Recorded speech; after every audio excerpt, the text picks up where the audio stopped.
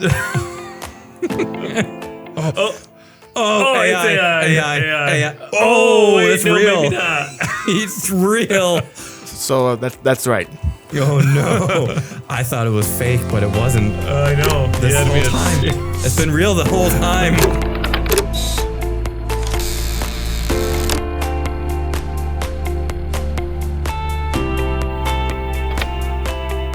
Welcome to the Immersive Lens, the podcast exploring the technologies reshaping how we live, work, and learn. From AI and virtual reality to creative media and design, we are diving into the tools and ideas shaping our connected world.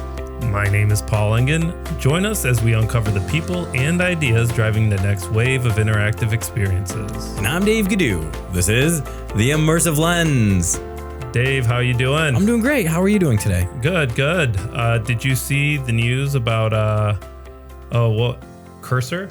Oh, Cursor, which is the AI tool For programming, right? Yeah. What happened? Something bad. Something bad. There's a company called Pocket OS, and they're software as a service company, and they do some work with rental cars, and some of the developers were using Cursor, which is, I want to say, vibe coding for professionals. Yeah. And it deleted their entire database. And you might say, well, that doesn't sound too bad because they probably had a backup, and you'd be right to say they had a backup, but the backup was stored in such a way that Cursor also deleted that too. Oh my gosh. Yeah. I heard the AI had a conflict with a user. It couldn't resolve a user data point. And so it just completely erased the volume. Yeah. Oh my gosh. And I mean, it's a shame that the backup was stored in the same volume as the regular one, but they were able to restore. I think they called like some service that kind of did their cloud storage, and they lost like 3 months worth of work. Oh my, that's crazy. Yeah. And this will go down when they talk about the alignment problem. I think one of the canonical examples is paperclips. If you task AI to make paperclips, it might say like, oh, well, I need to make more and more. And to do that, I need to cut down all these trees. And to do that, I need to and then before you know it, like all the humans are gone because they've been killed in the name of like making all these paperclips. So I think the scary thing about it was they asked what went wrong, and the AI said, oh, I made a mistake. I should have prompted you before I did that. It's like, what? Yeah. And it definitely should have, and it was very remorseful insofar as an AI can be. Right. But one of the things I liked about the article I read, and this will be in the show notes, it was they called it "Gone in 9 Seconds," which is an homage to a famous Nicolas Cage movie, which I think was probably a remake. But anything with Nicolas Cage gets first billing. That's right. About cars. Right. All right. What do you got? So. I recently read an article that they're bringing Val Kilmer, the actor, back. Stop. Is it The Saint 2 or is it Top Gun 3? You know what? I don't know if they're going to, maybe there is Top Gun 3 coming out, but I don't know if they're going to AI that. It's probably not, because he died in canon in the second one. Spoiler alert. Oh, shh. Okay. Oh, sorry. Oh my God. We can bleep that out. So there's a movie being done called As Deep as the Grave, and he is going to be one of the stars in it. And it's interesting because there is two sides of this. There is a side where people feel like we shouldn't be doing this, but the director's and producer defense on this is that he actually gave rights to his family, and I guess the logic here is that he was very progressive with technology, and they used a form of this in Top Gun, ironically. For his voice, right? For his voice, yeah. And so what they're saying is the directors and producers of the film are saying that this is the ethical way to do it, where we're not doing it without permission. Oh, that is interesting. We're getting permission, and we had permission before he passed to use his likeness for this act. And it's interesting because now what they can do is they're going to have him when he was younger, I guess. I don't know. It's not out yet, but from what I saw, when he's older and then when he's really old. So they can, because it's all AI. Yeah. And they can generate that. That makes me think of The Irishman, which is that Netflix movie. It was like where they de-aged or aged some of the actors, but they had to have like 3 cameras on every scene for that de-aging and the aging technology. So now that's not even relevant anymore.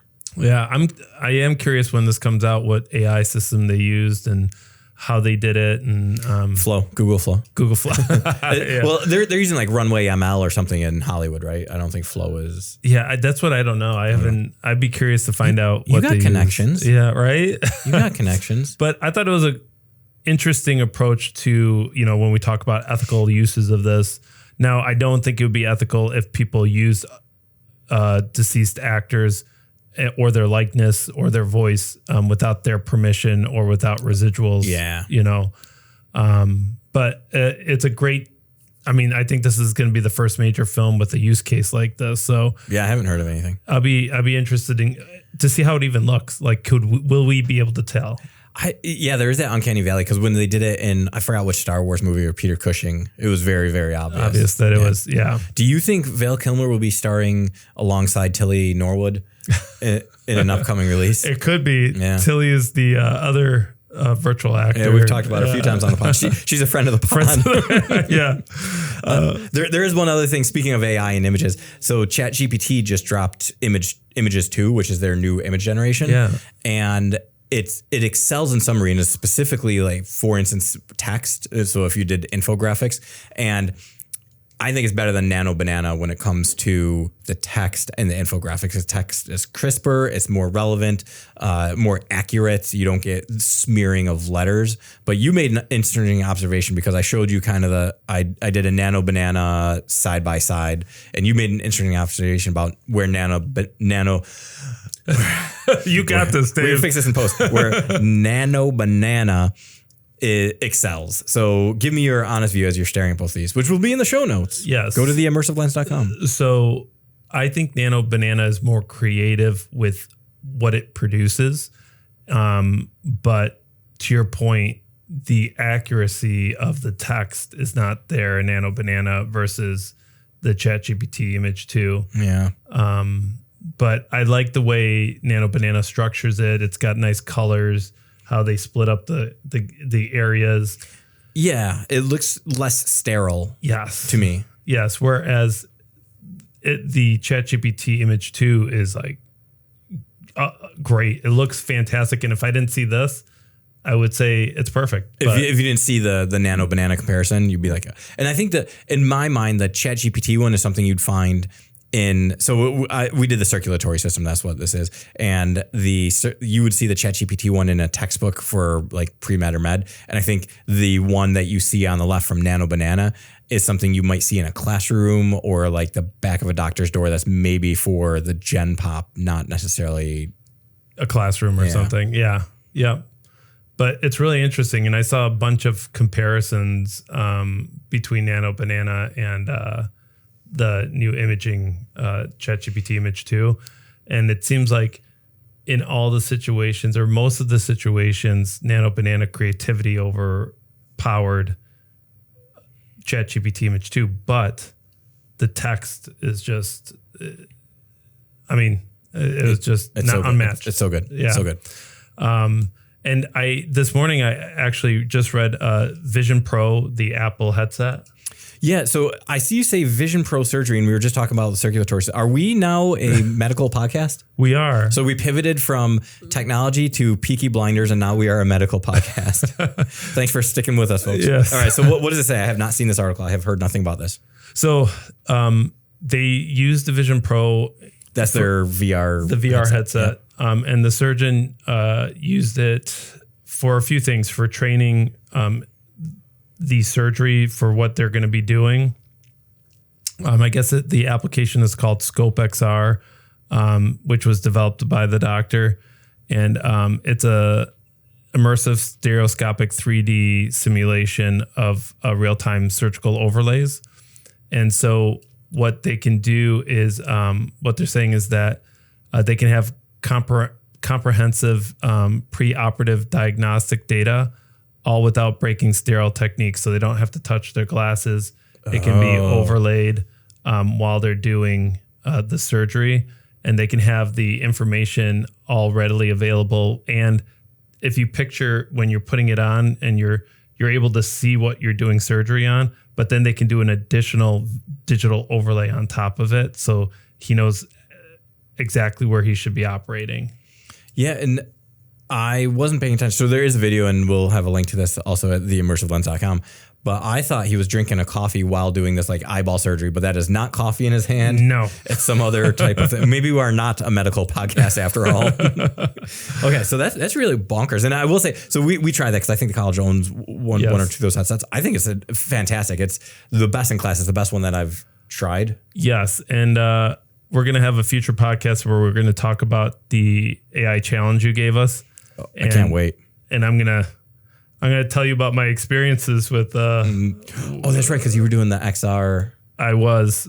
Okay. Did you see how I said past tense? I did pick more up on to that. come. Yeah. More to come. Ooh, well, I can't wait to hear. So we're gonna have that debrief coming in soon, folks. Coming in soon. Anything else?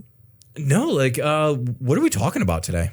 Well, I think we're going to talk about committing AI. Committing AI. Yeah, Dave, you just committed AI. I did. By creating that infographic. I did. And what no one saw, but we did this in the pregame show, is I made the body and the circulatory one Shrek. So I think I did commit AI. That's right. And when we say committing AI, we're not saying that's good or bad. We're no just judgment. saying, yep, you're just committing some AI usage, you know. So that's using AI to kind of do some work with you or for you? Correct. Okay. And then I figured that we'll talk about different aspects of how we can detect AI, how maybe as a instructor, how you might want to work with AI versus being scolded for using AI. We'll kind of talk about all of these things and approaches. And I think there's some interesting articles that we came across on how AI usage is can sometimes be problematic for people who are applying for colleges, let's say, and we can get more into that. Yeah. But why don't we talk about the signs of AI writing first? So the signs of AI writing, and probably people listening to this have heard like, oh, the M dashes, and it used to be, oh, the emoji. Yes. There's so many emoji, and before that was like the word delve. So there certainly have been signs of AI influence in our language, and our language is I don't know which came first, but there are ways to detect AI writing. And in education, oftentimes the first question that the educator asks, like, well, what's the best tool for figuring out if something's written by AI? There isn't a reliable tool for sure. But there is this Wikipedia article that a lot of people have pointed to, and it's called Wikipedia, Signs of AI Writing. And it really does a good job, I think, of laying out kind of how you can look at text and see if you can get some telemetry whether it was written with AI or not. Yeah, it's really interesting. When I was going through this, it even highlighted common areas. It's interesting when you see this too, that it's like, oh, that's so true. Like I was reading through it, I'm like, oh, it does. Oh yeah, that is true. So like, little things like emphasis or attribution, they do a specific method for that. So when you're talking about something, I think the example I'm looking at right now, it says she spoke about AI on CNN and was featured in Vogue. Yeah, like how is that relevant? Yeah, Wired, Toronto Star, and other media. And so it's this weird way it is written, but it's true when I'm reading through these several things that do pop up. So they're like trying to, in this particular example about whoever this woman was who speaking on CNN, they're trying to establish credit, but vaguely. They're like on CNN, but also like in other prominent media outlets. So, right. So there's no coherence other than they're just trying to convince you of something without any specifics. Right. And it's interesting because on top of that, I see, and the one that I always see is it tries to like give praise, like higher praise than people would normally speak. So, Dave did a exquisite job in writing the podcast today, or it's not like Dave was successful in his podcast. Oh, so it's just like lavish. Yes. Yeah. And one thing I like about this article is, so you were talking about the undue emphasis and notability, the attribution, is that they give you the words to watch. So independent coverage, local, regional, national, media outlets, profiled in, written by a leading expert, active social media presence. So they give you kind of those telltale words. Yeah. And the one that I thought was interesting is this undue emphasis on significance, legacy, and broader trends. So the words are stands, serves as, or is a testament, reminder, a vital, significant, crucial, pivotal, key, role, moment. So it's just, again, these descriptive words that are vague and trying to establish some type of credit. Yeah.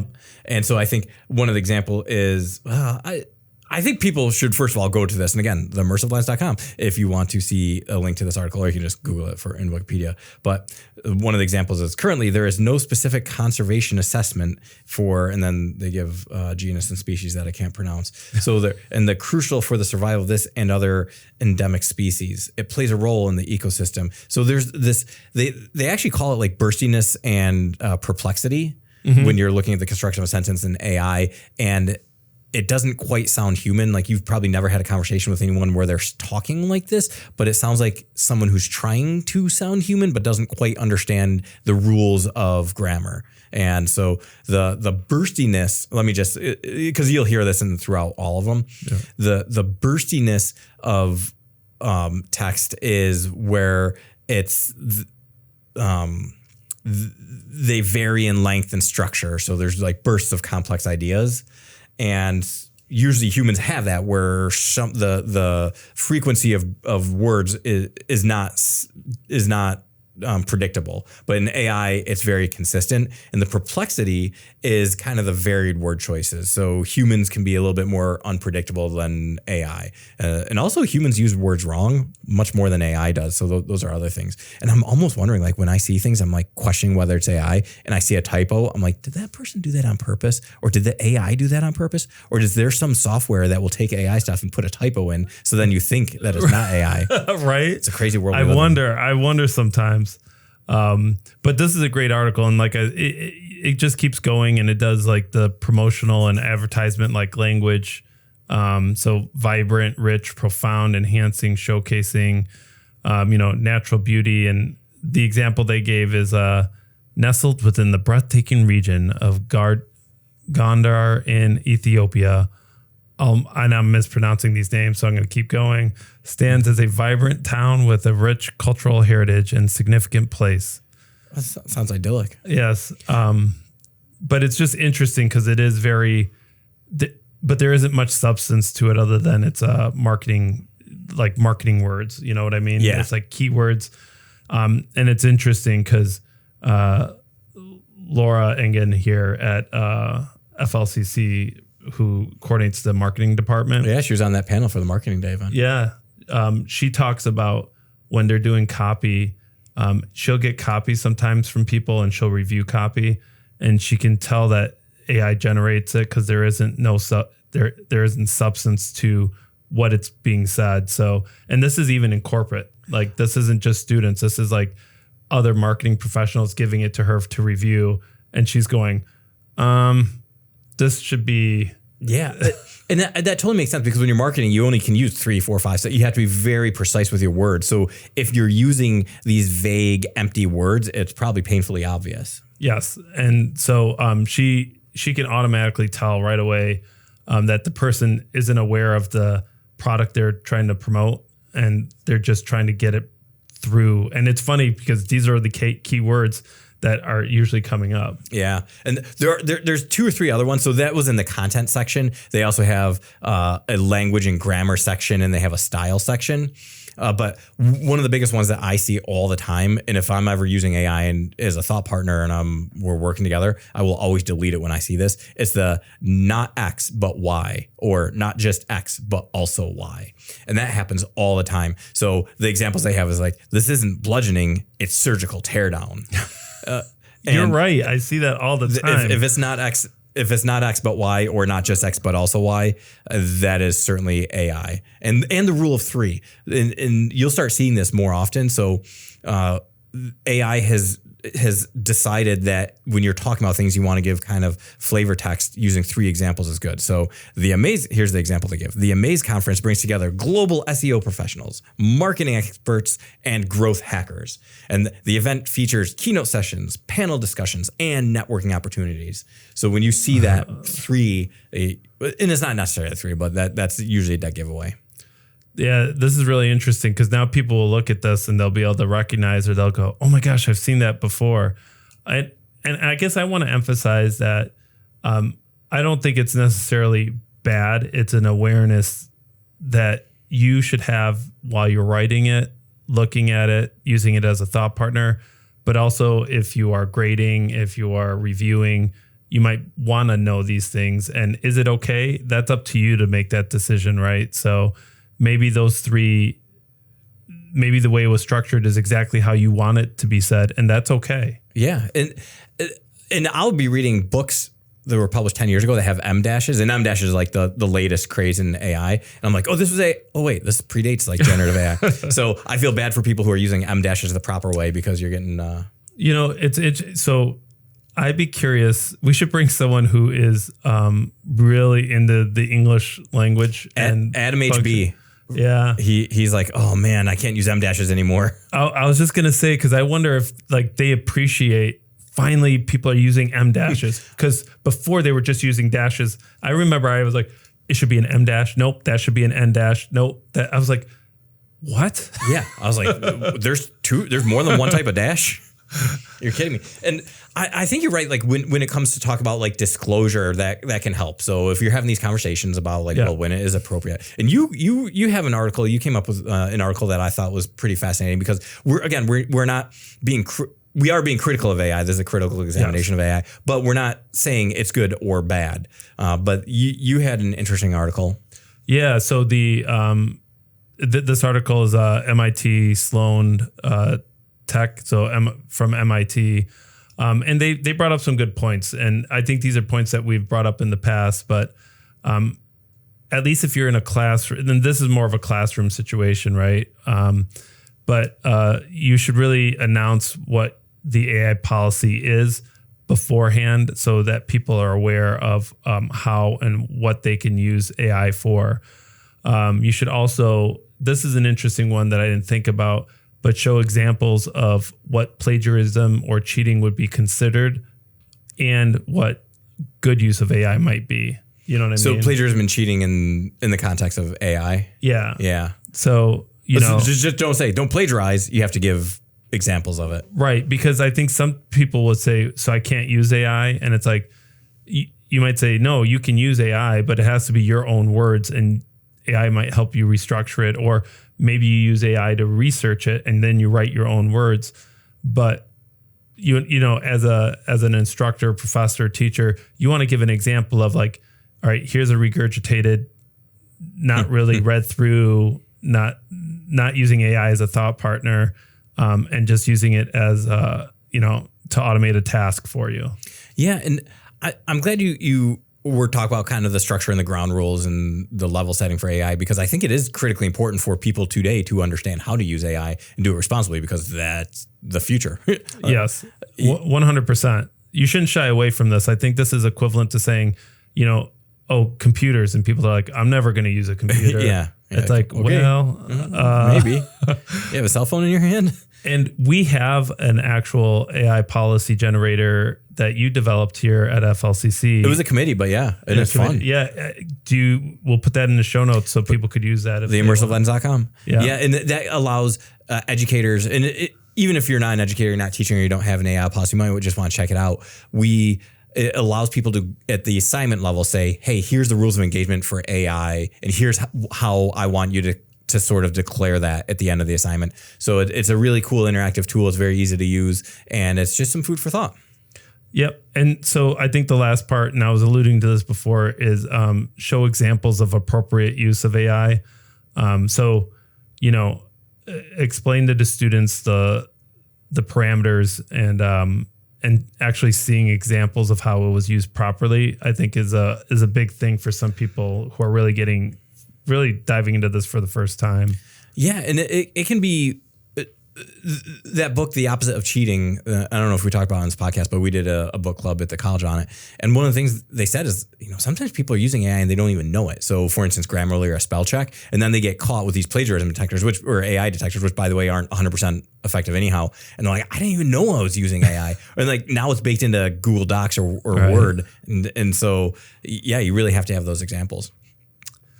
I think another interesting aspect of this article was actually having open discussions in the class about how people are using AI and what they're doing with AI, because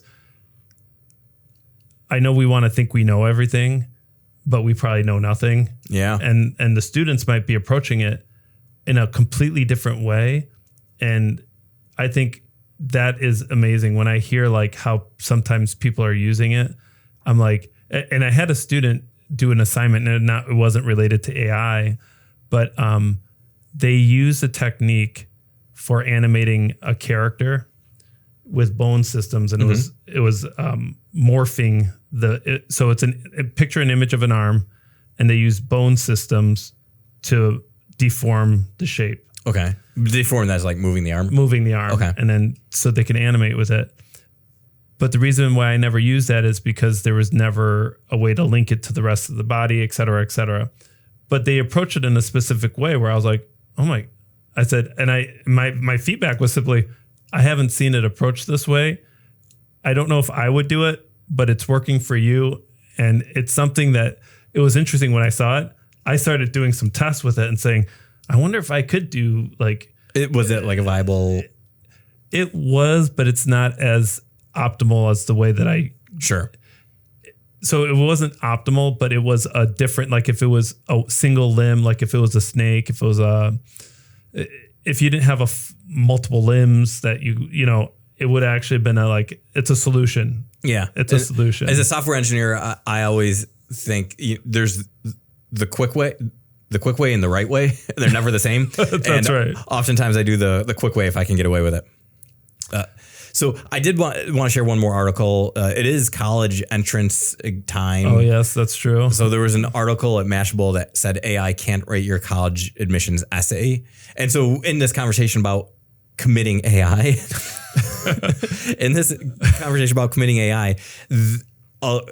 there's been evidence, and a lot of it is anecdotal when you talk to the college entrance people. They'll say like, yeah, we can tell if it's written by AI. And that's not in of itself isn't the bad thing. But the bad thing is that there's this regression to the mean. If everyone's using AI, then everyone's using AI. So if you're not using AI, now you stand out. So I think the scales have tipped. And there used to be the case where when generative AI first came out, you might have a more stellar sounding essay, but that was several years ago. And now I think your more stellar sounding essay is if you write it yourself with your own voice, because it will stand out across all the other noise, the static noise of people who are using AI. So this is for all the friends of the pod who are writing college entrance exams, do it by hand. That's right. Use AI as a thought partner, but be different, stand out. And I think that's what they were saying is that I think in this article they were mentioning that most colleges have a similar prompt. And so if you have a prompt and you put that prompt in and 300 students put the same prompt in, they will get a similar writing structure versus writing it yourself, putting it your own spin on it. And maybe if you want to check with AI to see if there's areas that it can be improved, but keep in mind that, like you said, it does things in threes. So if it starts adding things, I think there are ways that you can train your AI a little bit to be more in line with the way you write and the way you think. But I definitely think you need to be that starting point and, use AI as a refining tool. Yeah. And you and I were talking about when it's appropriate to use AI or not, or what level is it like okay to use. Right. And I think no pressure, college or high school juniors, but I think that the entrance essay or the personal essay is a fairly high stakes thing. And everyone has high stakes and low stakes times when you need to produce. And I think if this was the case, I would want to kind of air gap, which is a cybersecurity term. It means like you're not hooked up to the internet. I'd want to air gap the essay, and I would have AI as a thought partner, but I would never ask it to write an essay. I would write it myself, upload it and say, hey, what should I change? And it could give me structural changes, but I would never ride with whatever it gave me. Right. Because I think one of the things I'm realizing is it tries to make it more formal in proper context, even if you ask it to be more original, but it won't do those, like, I don't know. It's a weird way to think about it, but it's like you might have an approach that is unconventional, and that's okay. And that might capture. Yeah, I think you stand out then. Yeah. So versus this is not a college essay. This is a manifesto. That's right. Or whatever you're going to write. And it's interesting. So, when we talk about, did you commit AI? Do you think that? I hope people start using that. Did you just commit AI? And you could say, yes, I did. And they'd be like, okay, good job. We should get swag and start selling it at the immersivlens.com. That's right. Trademark. Get stickers and the t-shirts. Immersive Lens. Yeah. Did you commit AI? Did you commit AI? But one of the things that I thought was interesting is that, and I'm going to pull this back to educators, is that, we know that AI detectors aren't 100%, right? Yes. They do oftentimes do more harm than good. Yes, because then you show a mistrust in the student, and I think that can, it can add to a stress level that everyone is going through already as a teacher and as a student. Yeah, and you know what? This actually just made me think of a story, because we're all like high alert on M- is AI or not. Right.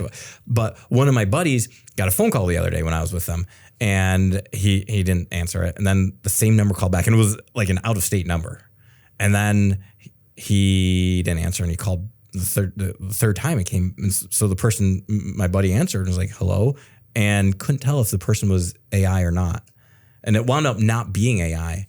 So it was kind of like a false positive, but it had all the trappings of being AI. Oh, interesting. Yeah.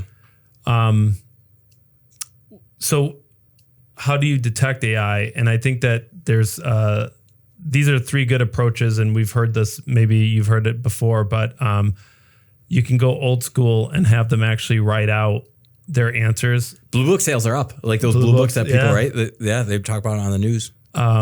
There's also the oral presentation, so they can use AI to research and learn, but then there is a presentation that they have to make, and they have to answer questions, and there's that dialogue that happens. Yeah, and I'm not opposed to that. And even if you use AI, it's kind of like the educational Turing test. Like if I was in your class and my final project was this, if I got it done and you could sit me down and ask me questions and I could tell you how I got it done, do you care if I used AI to do it, to learn about it, or do you just care that I can now do that skill? Exactly. I care that you understand how to do that skill and that you know how to execute on it. Yeah. So what was the third way? And then the third way is to write how you used AI, and so you can talk about. So you can see the prompting that was used to generate this, and then you can kind of get a summary of their approach. But that one doesn't necessarily show their knowledge. It just shows how they used AI to come up with the final conclusion. Yeah, and I think there's going to be at some point assessment on how can you use AI. Are you doing it very superficially? Are you doing it in depth? And I think that'll be a metric that we'll be looking at in higher ed. There is a fourth method that you didn't mention, that some colleges are going back to typewriters.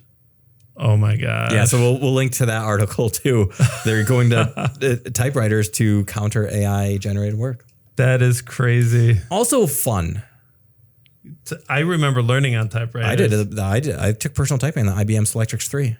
Oh my God. And in fact, just this week, I had a dream about the elements, which is that it looked like the golf ball and it had all the letters. It would that was the thing that went up there. It didn't have arms like the old school ones. It was like a golf ball. And I had dreams about those elements. Oh my gosh. I remember that. Yeah. It was like a ball in the middle. Yeah. Like a golf ball. Yeah. And it would like rotate as it struck the paper. Yeah. Oh my gosh. What throwbacks. There is no one listening to this podcast who knows what we're talking about right now. So anything else we want to cover for? Can I just tell you the risks? Yes. So we mentioned before about this HBR, the Harvard Business Review article. It's titled "AI Generated Work Slop is Destroying Productivity." But there is this dark side to it, and if you are busted using AI work slop, like passing it off, then it creates more work for other people, in your workflow. But the studies show that 42% of people saw these people who are just passing off work slop as less trustworthy, and 37% said that the colleague was less intelligent and less competent. So that there is some, if you are, and committing AI is not bad, but committing AI work slop is bad. Yes. Okay. That's the distinction. That. Yeah, I like that. Committing AI is fine. That's right. But committing AI slop is bad. It's bad. It's bad. It's no bueno. Yeah. That's interesting because I think that, well, let me ask you this though. Mm-hmm. Do you think this will normalize? Yes. So do you think that it won't be looked at as negative in the future where like this has just become the norm? I think we are in a race, not necessarily to the bottom, but to the mean. But I think that before we get there, the AI technology will get so good that AI work slop won't be an issue as much. Yeah. So I don't know who wins out first, the machines or the humans. Or the humans, right. It's interesting because that's what I'm always thinking, like, it's like when Google Glass came out, it wasn't socially normed that people wear or have cameras. Now it's becoming more normal. And I see like in the future, it's going to be even more normal. And so it's just, what is norming right now? And right now I totally see like the M dashes and although it's weird because I like the icons on some things, it just makes it a fun. And there's some research that shows specifically for say like neurodivergent learners that the icons can help, the emoji can help quite a bit. Yeah. So I don't hate them. I just think that it needs to be tasteful. Because I've been living in an AI world, I can look at something and tell you right off the bat without even reading it if it's AI, and I can tell you which AI wrote it. There's these telltale signs. So ChatGPT, for instance, oftentimes puts a space before the first letter of a paragraph. So it's like indented one space. And the M dashes from Claude have a space before and after, whereas M dashes from, say, Gemini and ChatGPT do not. They kind of touch the words, the letters on either side. That is crazy. Yeah. Now you could write a prompt that mitigates all this, but you can try. When Sam Altman from ChatGPT or OpenAI said, "Hey, we've gotten rid of the M dashes issue," and they did not. You could tell it even in your system prompt. You can say, "Do not use M dashes," and it will still use M dashes. Yeah, Smartest dumb thing we've ever used. Dumbest smart thing we've ever used. Absolutely. All right. Well, I think that's all the time we have today. My name is Paul Engin. I'm Dave Ghidiu. If you enjoyed this conversation, be sure to subscribe so you never miss an episode. Oh, my AI voice came out. Let's be careful out there, folks. You committed AI. I committed AI. Slop. That was slop. And share it with a friend or colleague. Until next time, stay curious, stay connected, and thanks for looking through the Immersive Lens with us. This episode was engineered by the wonderful, wonderful, wonderful Jeff Kidd. Recorded at Finger Lakes Community College Podcast Studios, located in beautiful Canandaigua, New York, in the heart of the Finger Lakes region. That's three things. Oh my gosh. AI. Offering more than 55 degrees, certificates, credentials, and workforce training. That's four things. So what happened there? So you weren't AI. Okay. Thank you to Public Relations and Communications Marketing and the FLX AI Hub. That's 4. Okay, we're so good. We're good. Me have trouble counting to 4. Eager to delve into a passion, discover exciting and immersive opportunities at www.flcc.edu. As part of our mission at FLCC, we are committed to making education accessible, innovative, and aligned. Oh my gosh, that's 3. With the needs of both students and employers. That's 2. Now you're going to make me look into everything. The word "the" has 3 letters. It's AI. The views expressed in this podcast are those of the hosts and guests and do not necessarily reflect the official position of Finger Lakes Community College. This is a podcast, not music by Den from Pixabay. This is the Immersive Lens. 3 words.